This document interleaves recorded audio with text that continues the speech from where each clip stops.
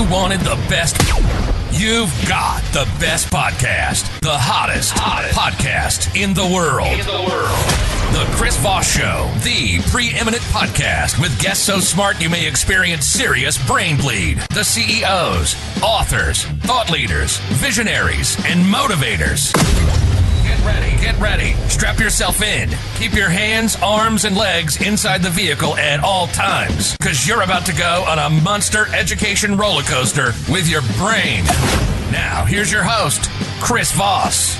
This is Voss here from thechrisvossshow.com. Ladies and gentlemen, the only thing that makes it official. Welcome to the big show. For over 16 years and 23 episodes of the Chris Voss Show, 10 to new 15 episodes a week. Boy, it's hard to keep up on. We call ourselves the podcast because we give you so much deets. You can just binge it all. Just binge the whole 23 episodes. Start at the beginning and just listen to it. And don't go to sleep until you do. Anyway, guys, we have an amazing young man on the show we'll be talking to. In the meantime, go refer the show to your family, friends, and relatives, or else go to facebook.com/Chris Voss. Chris Voss won the TikTokity, and chrisvoss.com/Chris Voss. I did them in reverse and lost my place. We had an amazing young man on the show today. We'll be talking to him about his insights. His book came out in 2012. It was called Resurrecting America's Entrepreneurial Spirit, a practical approach for creating jobs. We're going to talk about entrepreneurism, America, and how we can make more entrepreneurs. Joe Nicassio joins us on the show. We'll be getting into some of the details of his life, his experience, and why he helps employees become entrepreneurs. The entrepreneurs and pre-entrepreneurs hire Joe Nicassio to achieve measurable success in growth and gain clarity because most of them feel stuck. They are struggling to find clients and are overwhelmed by too much mediocre advice. So what Joe does is helps them develop effective strategies, attract and retain clients, and focus on what truly matters to build strong, sustainable business foundation. And working with Joe, you experience real growth and success and practical steps in a supportive community. Welcome to the show, Joe. How are you? I'm too blessed to be stressed. Thank you. Too blessed to be stressed. You let that in the green room. I loved it, man. You should have a coffee cup or a T-shirt that says that. Got everybody at church saying it. That's probably a good place to have it. Let's talk about bada bing, bada boom. Let's talk about what's inside we want .coms, actually. Let's get the .coms out of the way. Give us your .coms on where people can find you on the interwebs. Yeah, I'd say the easiest place to find me is employeeescapeplan.com. Mm-hmm. I have some other sites, but that's my program where I help people start a business from scratch, where I help you get job liberation. I transform employees into entrepreneurs, so you never have to go back to a soul-sucking job. What's wrong with soul-sucking jobs and working for the man? What's wrong with that? I'll tell you what's wrong with it is you're not truly self-reliant. You're employer-reliant. Oh. We've created a culture of people that are not self-reliant. They're government-reliant, charity-reliant, job-reliant, spouse-reliant, family-reliant. And I think there's just some superpowers here. There's something really magical about your ability to go into the marketplace and give value to other human beings and have them give you cash. And have them give you cash. I like cash. I'm all in about the cash. There's a lot of. What are some of the other benefits that come with being an entrepreneur or working for somebody else? I think there's three reasons. If you do it right, number one, you make money, of course. Mm-hmm. Money. But you can money. Yeah. You had me at money. Yeah, it matches everything in my wardrobe. Clashes with nothing. But you also get a chance to do meaningful work. Mm-hmm. I think a lot of times in the normal job world, we are in a business by default. We don't get to use our full magic. But when you're in your own business, you can do meaningful work and you can bring a lot of your magic to the table and transform lives. Mm-hmm. And I think the third thing is you have an opportunity in your own business to have freedom. Live life on your own terms. Schedule your day on your own terms instead of being somebody else's servant. Oh yeah, I mean it's really nice that you can. I mean, if you're successful in making money, you can usually pull funds or a paycheck when you want. You don't have to sit there and be like, "Hey boss, can I get like a advance or anything?" You can just go ahead and deal with the other thing. So go get another customer. If you want to make more money, you just go work harder and smarter and get more customers. That's the other way to do it. We have a job, you get a payday maybe once a month, once a week. but if you close 5 sales in one day, you can have 5 paydays in one day. Oh, yeah. That's kind of a plus. So basically, there's a lot of freedom, and there's a lot of self-actualization too. I mean, it's one of the most challenging things I think anybody can do, but it's one of the things that it'll grow you up and make you self-actualize and self-accountable in a lot of ways that nothing else will. Like it's maybe kids will make you self-accountable. I don't know. Although I haven't seen a lot of self-accountable parents, but that might be another problem. We don't know that we have. Yeah, it's the ultimate personal development laboratory is your own business. I like that. I like how you put it. That makes way more sense. And yeah, it's basically it's basically a way to get stuff done. So you help consult on this.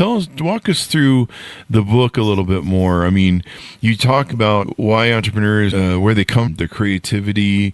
What does that creativity help that makes it help for just making good products and, of course, changing the world, actually? You look at what Steve Jobs did with the iPhone. He really changed the world. I think, first of all, we're all self-employed, whether you want to admit to it or not. If you have a business, you got 100 customers, you lose one, you're self-employed with 99 customers. If you have a job, in a way, you're self-employed. You do have one customer called your employer. Even if you're unemployed, you're self-employed with no customers. So I think the first thing is being an entrepreneur means you have to look in the mirror and say, you know what, I'm responsible for what comes in the door. Mm-hmm. And, a lot of people think that it takes money to make money. I just don't buy into that. That's certainly one way, but it doesn't take money to make money. It takes customers. And if you can serve somebody today and get compensated today, you can make money today. And I think that a lot of times what we lack in resources like the cash, we can make up for in resourcefulness. And I think that's where the creativity and innovation comes in, is our ability to say, okay, there's other people out there. We live in a world of problems. There's 2 kinds of problems: the ones people will pay to solve and the ones they won't pay to solve. How can I solve somebody's problem and get paid for it? I made coffee mugs up for my clients. It says, I will solve your problems and you will pay me gratefully and generously. Oh. And if you're not grateful and you're not generous, you're not my client. Out the door with you.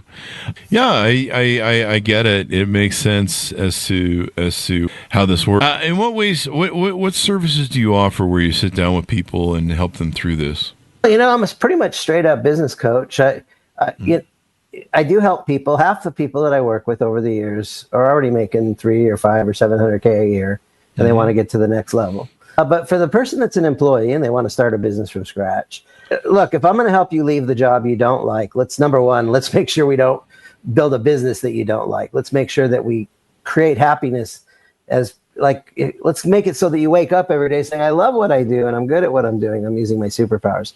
The other thing that I do is I think we know 9 out of 10 people fail in business, but not on my watch. So I've engineered a process to help people start a business from scratch and have success, I'd say almost every time. Oh, wow. And the first place we start, number one reason people fail is they're not in the right business in the first place. They're not in the right business for their personality. So choosing your business wisely is step number 1, because if you don't get that right, nothing else matters. Nothing else matters. It's really important to choose the right business, one that works for you as well. And you've got to be able to decide what you want. A lot of entrepreneurs fall into the business. They fall into the business because they discover a product or service that they try and they think it's it sucks or they could do it better. They look at a widget or a coffee cup or a paper clip and they go, oh, this is kind of okay, but I think I have some ways or ideas that I can make this better. And that's really the beauty of what it is. And then they tend to fall in love with what they do and how they do it. And I think that deepens their experience and their contributions that they can make to the world. And maybe. I will respectfully kind of disagree. I think that's a mistake. My mentor was a guy named Jay Abraham, and he said, big mistake people make is they fall in love with their product or service. But what you really need to do is fall in love with your customer. And so instead of starting with a product or service, say, who is the human beings I want to serve? What problems do they have? They pay to have their problems solved. And then I can match the various products and services to them to solve their problems. Because without that human being customer, you don't have a business. A lot of people, they say if you build a better mousetrap, they'll beat a path to your door, but it's not true. If you build a better mousetrap, if you don't have customers, you end up with a garage or warehouse full of empty, unsold mousetraps. And I've known some people who've ended up that way. Oh, so you work with them, you coach them, you know, if they're in a position where they're currently working for someone else, and like, hey, they reach out, they go, hey, I want to get out of all this stuff I'm doing with being an entrepreneur or being working for people. Help me figure out. Do you help them find the business maybe they're good at getting into, or something that might be a good fit for them that they might? Yeah, that's the first step. Is I have a program called Business Wisdom Quest, and I actually have a proprietary process. They call it asset sculpting and value sculpting. It's kind of a 4-step process. It's the explorer, the artist, the judge, and the warrior. We explore what's the raw materials you have to work with. What are your skills? What are your talents? What are your passions? What are you good at? And then number 2 is we put on the next hat, which is the artist, and we start with 2 or 3 or 4 blank canvases. What does your dream business look like? Let's come up with 2 or 3 ideas and put them side by side. And then once we have some good ideas on the canvas, then we put on the third hat, which is the judge. We discern. You got to choose wisely, because we don't want you bouncing from one business to the next. We want you to choose one that you can do for hopefully many, many years to come. And once you made that wise decision and know it's viable, then the fourth hat is the warrior. Then we go out and start building it. That's the way to do it right there. And so, you know, finding something you love is really important to me. I've talked about a lot on the show, because I create over 27 different companies, and I really didn't love any of them. I love being the CEO. I love being the innovator. I love being the investor. But I really didn't love any of them. And it really became a struggle for me to show up every day at work. I imagine people that are employees, you know, they probably struggle with every day showing up and dealing with that issue. But it was definitely hard for me to get used to it. I mean, what do you advise people on that sort of front? That's step 1. You know, if you're not having fun, you're doing something wrong. And there are plenty of people that have made a fortune doing things fun. You know, if I look at, what's that guy, Tony Hawk. Tony Hawk's the skateboard guy. You know, he made what, I don't know how much, but tens or hundreds of millions of dollars. His passion was skateboarding, and he raced in skateboarding. I think he loved doing that, and he came up with his own line of skateboards and merchandise, and they ended up making video games around the guy. But it was around his passion. You know, he was so good at skateboarding. You can actually build a business around something you love. Another one of my clients is a guy named Sumed Chatterjee. He's in India. And we were going through the whole process of what's the right business for you. And he had a master's degree in creative or coaching psychology from a university in London. Very bright guy, but he wasn't making money. And he goes, I go, what do you love doing? He goes, I love getting into the flow state. He goes, you mean I could build a business doing the thing that I love doing the most? And I'm like, why not?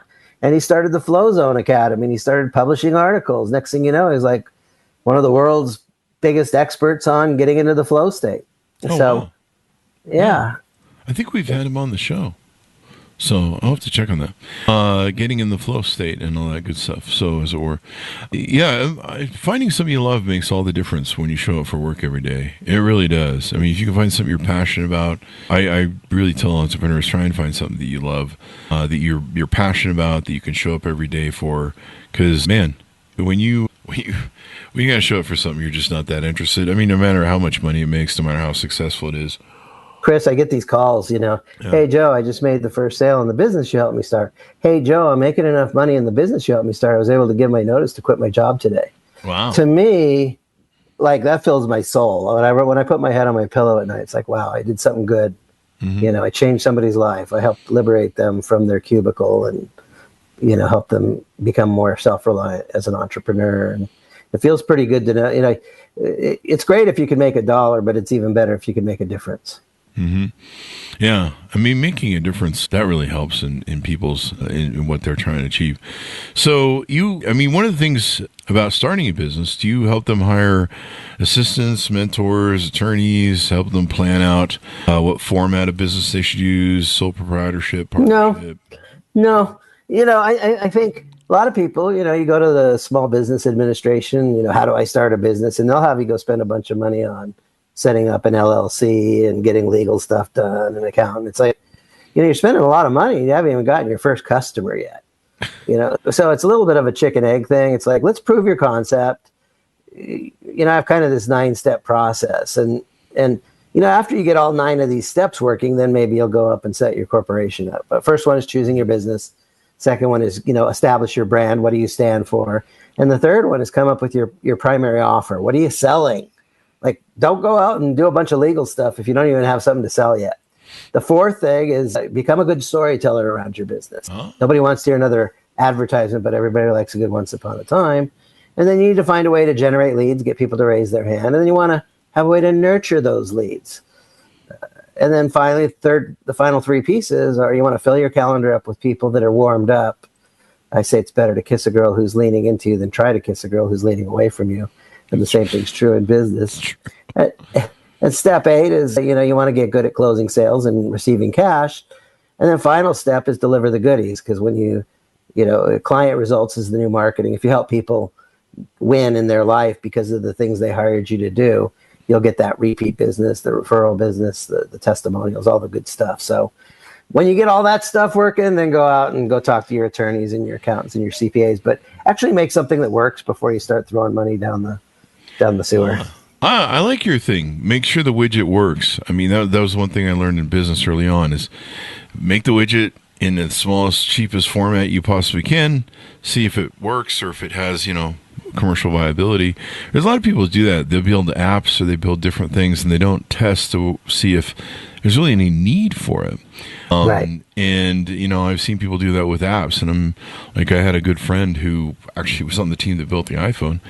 He built an app that it was kind of like how would you describe it? It might have been a WordPress killer, but basically it allows you to design things. But when I sat down with him, I go, okay, hand it to me. Let me play with it. And he goes, no, I'm going to have to explain it all to you so you understand it. And I'm like, well, it's vaporware. It doesn't exist yet. Yeah. You just explained he was going to show me on the computer. But the problem is he just failed the intuitive test. So if you can't hand it to half an idiot like me, and within a short while I can make sense of it. Now I review products, so I purposely don't read instructions just to test the intuitivity of a product and how easy it is to use and utilize. I obviously don't buy anything from IKEA. Right. But, he says, I'm going to spend a half an hour explaining it to you. And I'm like, dude, this isn't a product or service you want. You can't go around and explain a 30-minute instructional video thing to each one of your prospective clients. This is insane. Yeah, it should be easy to understand, easy to buy, and easy to use. Yeah, and it ended up failing. So you advise over 4,000 business owners in over 400 different industries. You've helped them grow their existing businesses. So you not only work with people that are looking to go from being employees, you help people get unstuck from maybe whatever they're doing in business. Yeah, look, my story is I've got an electrical engineering background. I did that for decades, made $1 million, lost everything in the late 80s. But I ended up getting mentored by a guy named Jay Abraham, and I transcribed decades of his marketing think tank audio recordings, and those all went into the Jay Abraham Marketing Encyclopedia. And in 1999, I said, okay, I'm no longer a tech guy. I'm a marketing consultant. I started coaching existing business owners, but I kept running into people that said, I don't have a business. I'm not making money. I have a job. I hate it. And I wish somebody would teach entrepreneurship the right way. And nobody really is. And prayed about it. And the answer I got back from God is if you don't help people start a business the right way, no one will. Because there's not a lot of money in helping people start from zero. Now, I do charge fees for what I do. But I just feel if somebody really wants to be mentored and get it right from the beginning, we can do that, and we can really mitigate the chance of failure. I like what Warren Buffett says: risk comes from not knowing what you're doing. If you know what you're doing, it's not so risky. That's a good point. Sounds like a lot of the stuff that went on in my life. And I noticed on your website you have a thing called the phases. You have about, I think it's 9 phases here. Do you want to walk us through some of this so people can understand it? Sure. The first one I think we covered pretty good, which is choosing your business wisely. The second phase is, there's 3 major phases: the do what you love, share the love, receive the love. So choosing your business wisely is the first one. The second one is branding, and branding is the impression that you leave in the marketplace. And it's also a reflection of what do you stand for. Seth Godin wrote a book called Tribes, and he says, there is no leader without a tribe, and there is no tribe without a leader. And the highest paid person is the tribal leader. So we don't follow a person, we follow a cause. So really good question is, what do you stand for? And if what you stand for is something powerful, then your tribe will align with you. Ah. And then the third piece has to do with brand offers. You need to have one good offer. What's your primary offering that you love offering it, they love buying it, and you love delivering it. And hopefully you're charging enough money that you can make a living. So when I work with a new person, I like to get them to sell something in the $3,000 to $5,000 range. Because if you only make 1 to 2 to 3 sales a month, 3 sales of a $3,000 service is $9,000 a month. That's $5,000 in America is like kind of breaking even. $10,000 in America is kind of like starting to get ahead. And so let's get you making your first $5,000 a month, and then we aim for 10, and then after that we start shooting for 20. Oh. So those are the first 3 pieces. And it helps get into this stuff. Choosing the right business is important. Right. If you don't have that fit, if you're not doing what you love, if it doesn't make sense for you, if it's kind of against what you really feel you want to be doing, you can go work for an employer and get that sort of experience. If you want to take a paycheck and be miserable, that's available for you. Exactly. That's always available for you. So you can fall back on that anytime you want. Your branding represents what you stand for is phase 2. You talk about the brand love. So it's about building the story, I think, behind that. Well, story is another part, but, let me give you an example of branding, not necessarily popular, but he's the president of the United States now. Not everybody likes the president of the United States, but that thing that he stands for, MAGA, Make America Great Again, that's the result of a very powerful brand. MAGA is not Donald Trump. Donald Trump is not MAGA, but people like, I don't necessarily like the guy, but I like the idea of making America great again versus making America sucky again.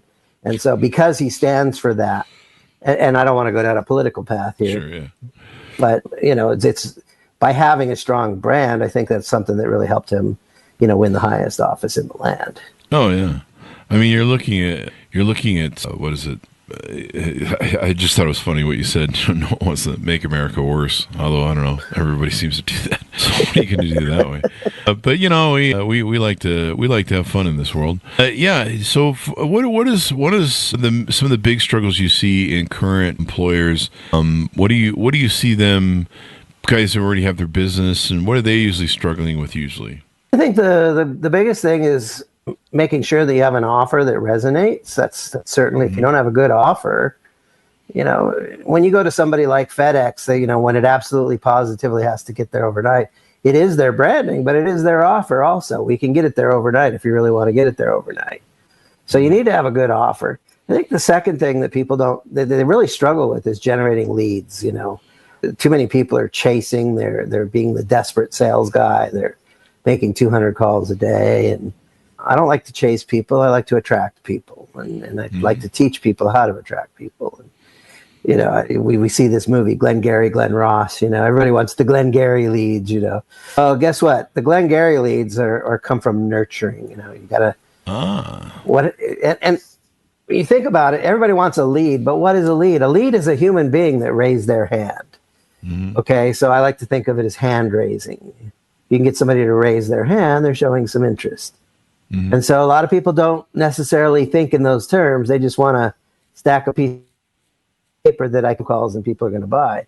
But if we really understand that, if I could show you a way to make the Chris Voss show, generate an extra, $100,000 a year, would you be open to taking a look at, if you raise your hand and show interest, okay. He's not necessarily a buyer. On a scale of 1 to 10, he might be a 2 or 3 or 4, but I've at least got you to raise your hand and show some interest. I want that little slight leaning into me. Oh. And I think the third thing is that people suck at is they don't know how to make sales.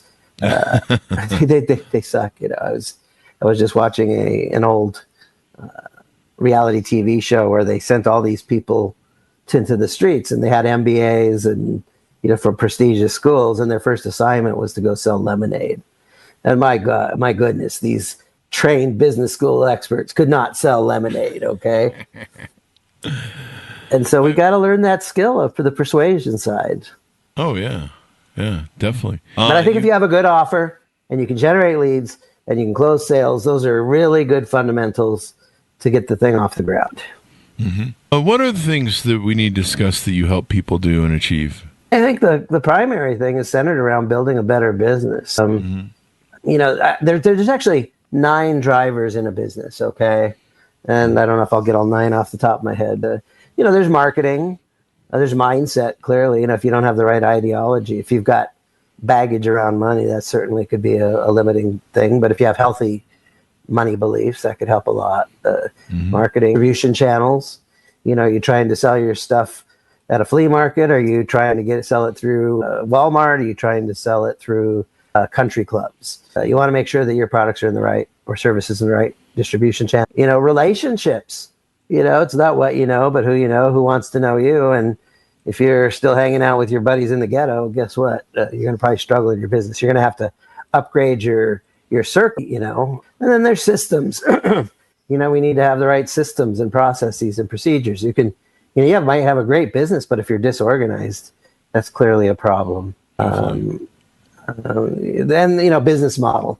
If you're trying to make 10 grand a month and you're selling $100 service, you got to do a lot of transactions to make a living. You need to have the right business model. There's about 9 of them, but off the top of my head, those are some of them. Nice. So as we go out, tell people how they can onboard with you, how they can get to know you better, how can they reach out through your website and do all that. Sure. I think the easiest thing to do is go to employeeescapeplan.com. From there, the very bottom of the page is my calendar. I do have a free gift. Mm-hmm. Once upon a time, I put together a training. I used to charge people $200 to go through this training. It's called Conversations into Cash, how to turn conversations into cash.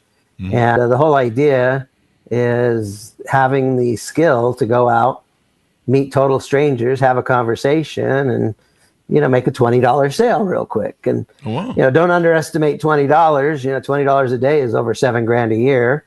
$100 a day is 36 grand, a year. But the whole idea is, how can you have the confidence to do $20,000 deals if you don't have the confidence to do $20 deals? So if people go to conversationsintocash.com, they can get access to a video training that I did. It's about an hour long. Okay. And so that's a freebie that's available. All right. Thank you very much for coming on the show. We really appreciate it, man. Thank you for thanking me. I appreciate being appreciated. Thanks for audience for tuning in. Order up the book wherever fine books are sold, Resurrecting America's Entrepreneurial Spirit, a practical approach for creating jobs, and reach out to Joe. Thanks so much for tuning in. Go to goodreads.com/Chris Voss, LinkedIn.com/Chris Voss, Chris Voss1 on the TikTokity and all those crazy places in it. Be good to each other. Stay safe. We'll see you next time. And that should have us out.